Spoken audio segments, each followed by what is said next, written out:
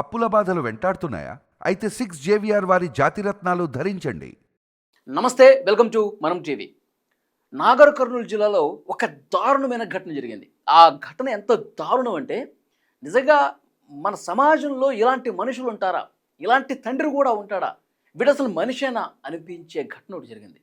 నిజంగా నేనైతే షాక్ అయిపోయాను. చాలా బాధేసింది నిజంగా. ఏం జరిగిందంటే ప్రకాశం జిల్లా ఎర్రగొండపాలెం మండలం పెద్దబోయినపల్లి ఏదో ఉంది. అక్కడ వెంకటేశ్వర్లు, దీపిక ఇద్దరు భార్యాభర్తలండి. వీళ్ళకి ముగ్గురు పిల్లలు ఉన్నారు. మోక్షిత, వర్షిణి, శివధర్మ. అంటే ఇద్దరు అమ్మాయిలు, ఒక అబ్బాయి. మోక్షితకి 8 సంవత్సరాలు, వర్షిణికి 6 సంవత్సరాలు, శివధర్మ 4 సంవత్సరాల అబ్బాయి. ముగ్గురు పిల్లలు ఉన్నారు. భార్యాభర్తల మీద తరచూ గొడవ అండి. అంటే ఈ పిల్లల తల్లిదండ్రులకి తరచుగా గొడవ. ఏదో ఒక మనస్పర్ధలు, గొడవలు, చికాకులు అన్నీ ఉన్నాయి. భార్య మీద కోపంతో ఏం చేశారంటే ఈ ముగ్గురు పిల్లల్ని తీసుకుని ఈ వెంకటేశ్వర్లు అనే వ్యక్తి ముగ్గురు పిల్లల్ని తీసుకుని శ్రీశైలం వెళ్ళాడండి. ఆగస్టు 30వ తారీఖు, గత నెల 30వ తారీఖు శ్రీశైలం వెళ్ళాడు. అదే రోజు రాత్రి నాగర్ కర్నూలు జిల్లా హాజీపూర్కి వచ్చాడు. 31వ తారీఖు ఉప్పునుంతల మండలం సూర్యతండాకి వెళ్ళాడండి పిల్లల్ని తీసుకుని. అయితే అక్కడ చిన్న కుమార్తె వర్షిణిని, చిన్న బాబు శివధర్మని పెట్రోల్ పోసి కాల్చి చంపేశాడండి. ఇద్దరు పిల్లల మీద పెట్రోల్ పోసి నిర్మానుష ప్రదేశానికి వెళ్ళి దారుణంగా వాళ్ళిద్దరి మధ్య పెట్రోల్ పోసి కాల్చి చంపేశాడు. ఆ చిన్నపిల్లలు ఆ పెట్రోల్ పోసి కాలుస్తున్నప్పుడు ఆ మంటలకి ఎంత రోధించి ఉంటారండి. కన్న తండ్రి అని చెప్పి తండ్రి ఎక్కడికి తీసుకెళ్తే అక్కడికి వస్తారు కదా. ముందు శ్రీశైలం వెళ్ళాడు, దేవుడి దర్శనం అని చెప్పి చాలా ఉత్సాహంగా పిల్లలందరూ కూడా చాలా సంతోషంగా వెళ్ళారు.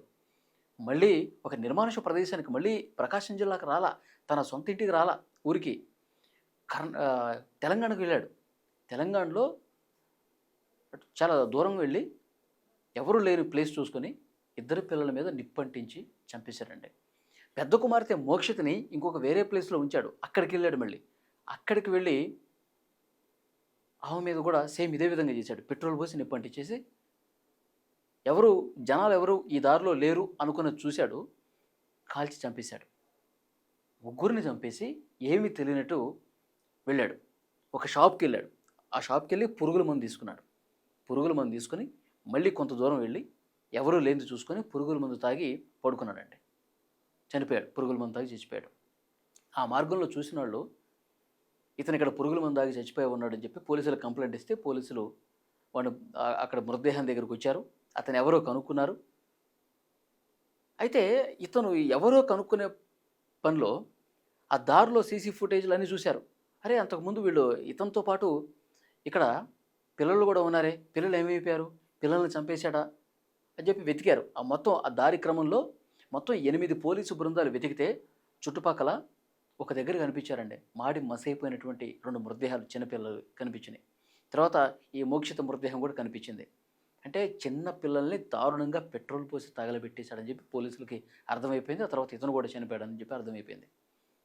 ఎంత దుర్మార్గంగా ప్రవర్తిస్తారా అసలు తండ్రి పిల్లల్ని ఇంత దారుణంగా. నీకు భార్య మీద కోపం ఉంటే, భార్యతో ఏమైనా ఇబ్బంది ఉంటే, మనస్పర్ధలు ఉంటే, లేదంటే గొడవలు జరుగుతుంటే, అసలు నీకు భార్య అంటే ఇష్టం లేదనుకోండి, వదిలేసేయి. సరే, పిల్లల్ని ఎవడు చూస్తాడు అనుకుంటే పిల్లల్ని కూడా వదిలేసి దూరంగా వెళ్ళిపో. నీకు ఈ గొడవలన్నీ నువ్వు చచ్చిపోవాలనుకుంటే నువ్వు ఒక్కడే చచ్చిపో. చిన్న పిల్లలకి అసలు ఏం తెలుసండి? ఎంత అమాయకులు. అసలు ఏమన్నా తెలుసా వాళ్ళకి? అమాయకులైనటువంటి ముక్కుపచ్చలారనే ఆ పసిబిడ్డల్ని ఇంత దారుణంగా చంపుతాడా? ఇలాంటి సైకో మనస్తత్వం ఏంటి? నీకు భార్య మీద ఉంటే నువ్వు భార్య మీద లీగల్గా ఫైట్ చేయి, కేసు పెట్టు. ఇంత దారుణంగా ఉంది, ఈ ప్రవర్తన బాగాలేదని చెప్పి, లేకపోతే వెళ్ళిపో, దూరంగా వెళ్ళిపో. కానీ పసిబిడ్డల్ని చంపే హక్కు ఎవడిచ్చాడండి? ఎంత దారుణం. నిజంగా ఈ వార్త విన్న వెంటనే కళ్ళెమ్మటి నీళ్ళు వచ్చిన పరిస్థితుంది.